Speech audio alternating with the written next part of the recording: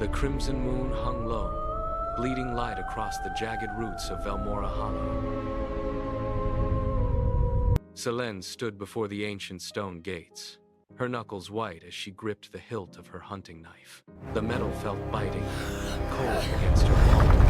She pushed, the stone broke, a sound like grinding teeth, and gave way just enough for her to slip through. The moment she crossed the threshold, the air changed. It did not just cool, it turned frigid, pulling the warmth from her skin in a single, sharp exhale. She stopped, her boots sinking into a layer of frost that had not been there seconds before. The silence here was heavy, pressing against her eardrums with the weight of stagnant water.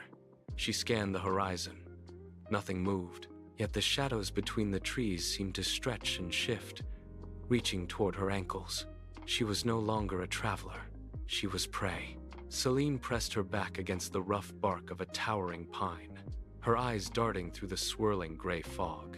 A low, rhythmic scraping sound cut through the silence, the noise of claws dragging against frost-covered earth. Mist swirled. Wolves emerged, silver eyes gleaming.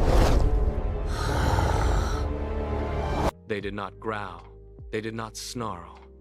Instead, they circled her, their paws leaving deep gouges in the frozen soil. Selene watched as they stopped, their heads tilted in perfect unison. Then, the sound began. It was a guttural, rhythmic tongue, a series of clicks and low hums that vibrated in the air like a chant.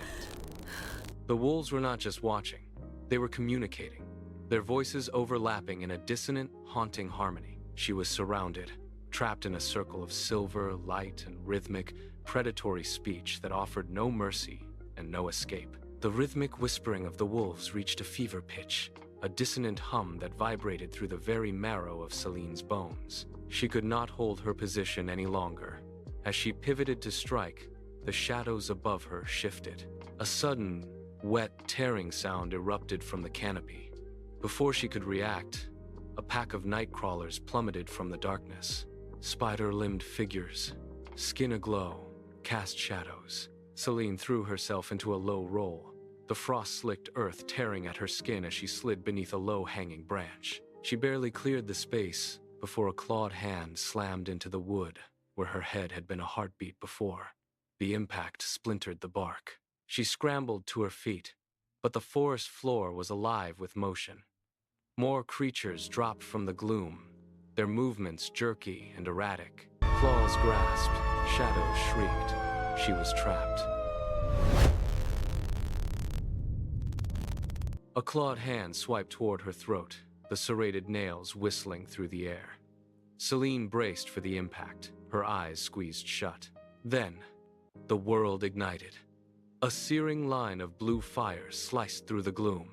A brilliant, crackling arc that severed the air itself. Nightcrawler lunged, vanished in sparks. Forest floor shook.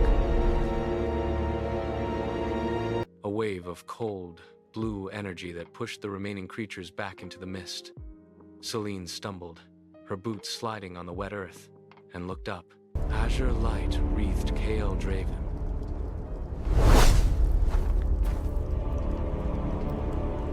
His golden eyes burning like embers in the dark. The nightcrawlers shrieked, a sound of genuine terror, and scrambled into the canopy. The oppressive weight of the hunt vanished, replaced by the sharp, metallic tang of ozone. Kael did not look at her yet. He kept his gaze fixed on the darkness. Blue flames died. He commanded, "Leave." Selene did not move. Her fingers remained locked on the hilt of her knife, though the threat of the nightcrawlers had dissolved into the mist.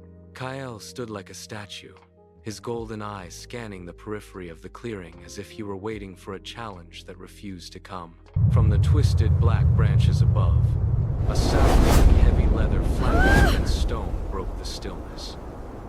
A raven, massive enough to dwarf a wolf, descended in a silent, spiraling glide. It landed with a heavy thud at Kael's feet, its feathers shimmering with an oily, iridescent sheen that seemed to absorb the dim light. Selene watched, her pulse quickening. Beak pressed soil, utter submission.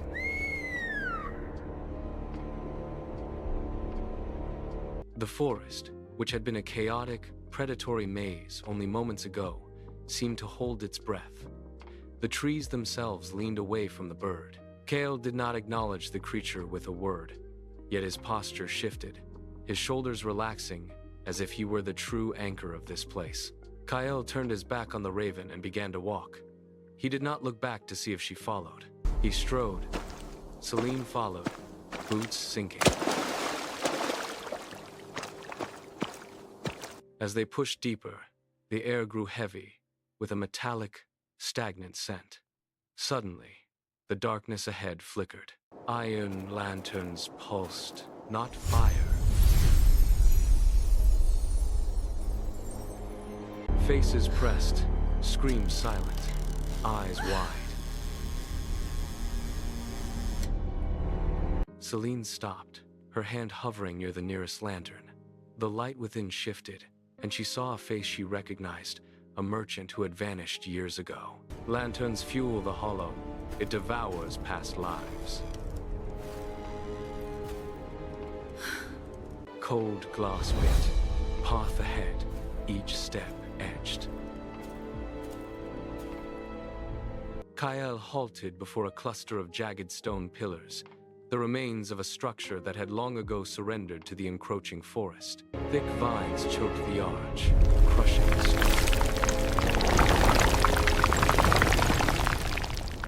He stepped into the center of the ruins, where the floor was a mosaic of cracked slate. He pointed to a section of the stone that remained unnaturally clear of moss. Grooves pulsed. Celine knelt, cold rock. Jagged lines pulsed. A low hum vibrated. Your ancestor did not wander here by accident. He came to bargain. He gestured to the surrounding pillars, which were carved with scenes of a crumbling kingdom. He caged his kin, binding blood to soil for the hollow's hunger. She stared at the carvings, realizing that the prison she had entered was built upon the foundation of her own family's betrayal. The silence of the temple felt heavy. Celine stared at the grooves, the cold stone biting into her fingertips. She pressed her palm flat against the center of the pact. For a heartbeat, nothing happened.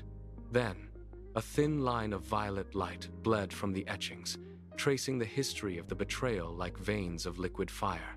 The light surged, climbing the pillars and illuminating the dark corners of the ruin. Celine gasped, pulling her hand back as the glow intensified, turning the stagnant air into a shimmering haze. Beneath her boots, the ground trembled. The thick, suffocating vines that had choked the temple, shivering, it snapped shut. Dust stirred where light touched. Tiny, pale buds pushed through the fissures, unfurling into vibrant, luminous flowers that defied the eternal gloom of the hollow. Golden eyes widened. Blossoms bloomed on stone. Violet petal pulsed on hand, life's first sign.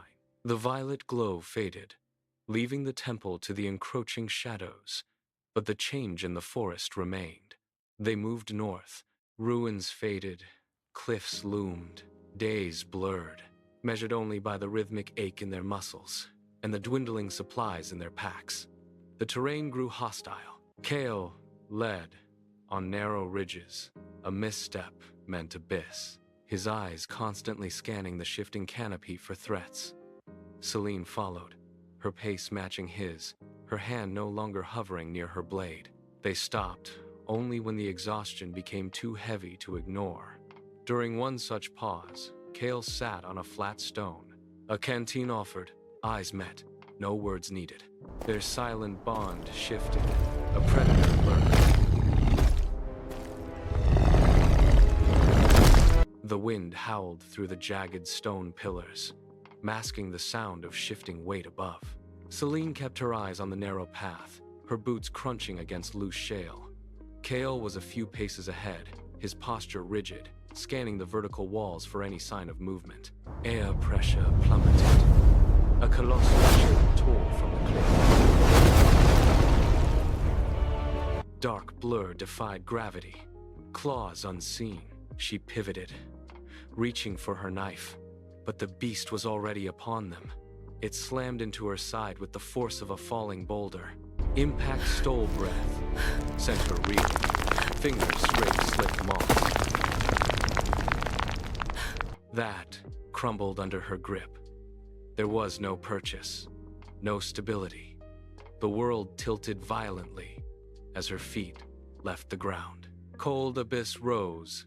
She fell. Kael's name lost to wind. Kael did not hesitate. He lunged over the precipice, his body a streak of motion against the gray sky. The wind roared, tearing at his hair. But he ignored the vertigo, his eyes locked on the falling figure below. He tucked his limbs, accelerating his descent, turning his body into a projectile to close the gap. He caught her midair, his arms wrapping around her torso with enough force to knock the wind from her. He twisted, shielding her, then crashed. Branches tore, Kael hit earth, while he held her tight against his chest. Dust and dead leaves billowed into the air. He groaned, the sound raw and sharp, chest heaving. He clung, eyes scanning the ground. Rain began to fall, cold and steady, washing the dirt from their skin. Kael pushed himself up, his movements stiff, and looked at Selene. The mask of the stoic guardian fractured. His breathing was ragged, and his hands, usually steady, trembled against the wet earth. Centuries old, he watched the forest devour all. Voice cracked. I never meant for it to end this way, Selene. Fall. I'd face everything I did for us.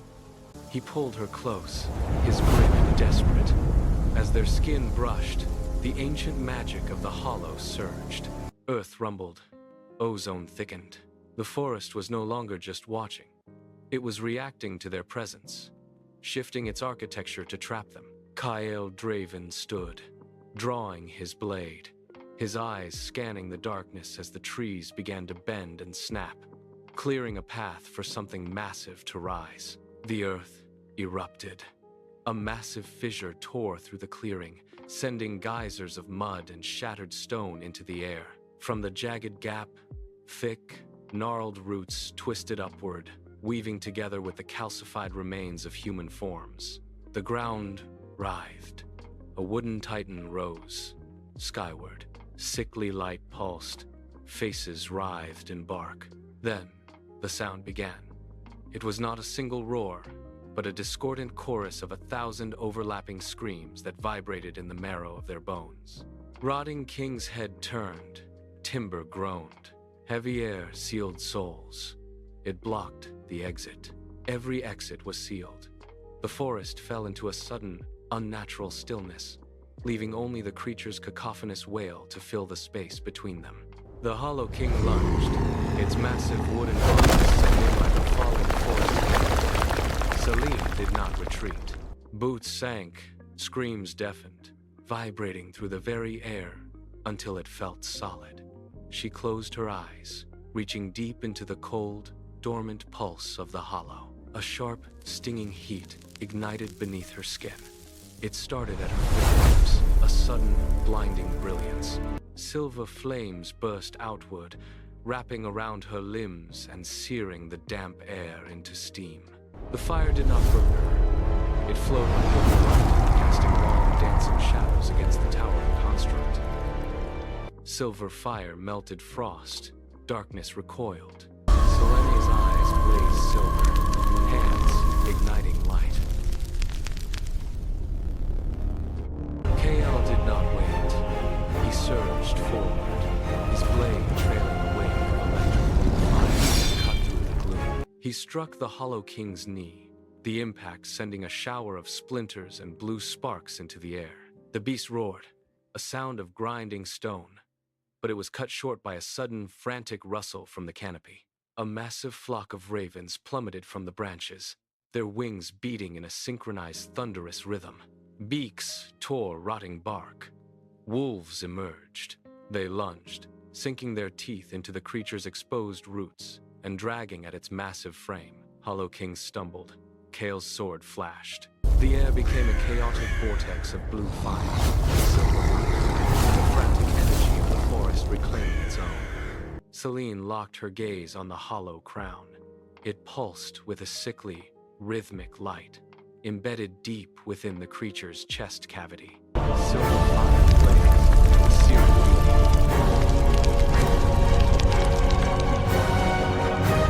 It turned the air to shimmering haze, forcing the surrounding roots to curl and blacken. The Hollow King sensed the threat. It shrieked, a sound like snapping timber, and lashed out with a thick, gnarled limb to shield its chest. The branch caught fire instantly, turning to ash before it could reach her. Celine stepped closer, her boots crunching on the charred remains. She pushed harder, the silver light intensifying until it blinded the senses. The crown began to vibrate, its dark surface spiderwebbing with cracks. A shrill clang pierced the woods, silencing screams. A hairline fracture appeared across the center of the crown, leaking a faint, sickly vapor. The artifact was failing. The crown split. A jagged fissure tore across its surface, spilling blinding white radiance into the clearing. Kael did not hesitate. He lunged, his body a blur of motion through the searing heat of the silver flames. He drove his sword deep into the heart of the fissure, the steel biting into the core of the construct. For a heartbeat, time seemed to freeze. The Hollow King stood motionless, its wooden limbs locked in a final, silent spasm. White light exploded, scouring air. The force of the blast tore through the creature's massive frame, turning wood to splinters and ancient malice to ash. The Hollow King disintegrated, its form dissolving into a cloud of fine, gray dust that swirled in the sudden vacuum. The darkness that had defined the Hollow for generations was gone, replaced by the stark, empty clarity of the morning air. Gold bled on the horizon.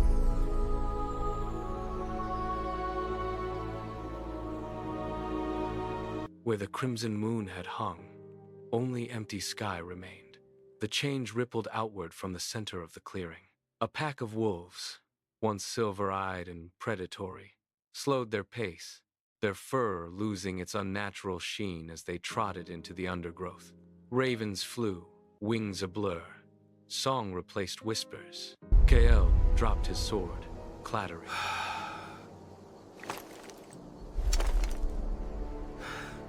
He raised his hands, turning them over in the growing light. The unnatural intensity in his golden eyes began to dim. The sharp, ember-like iris softened, shifting into a warm, human brown. He blinked, his gaze darting across the clearing. The forest was silent. He looked at his own palms, then up at the sky, his breathing steadying as the final traces of his vigil dissolved. Kael rose, his movements stiff but fluid. He did not look back at the clearing. Celine joined him, her steps matching his as they navigated the thinning trees. The path ahead was no longer a labyrinth of shifting roots, but a clear trail leading toward the valley floor. As they walked, the heavy, stagnant air of the hollow gave way to a crisp, moving breeze. Beyond lay the open plains. Bathed in the steady, unfiltered light of the rising sun, they crossed the threshold together. Shadows held hollows past, new day's quiet dawn.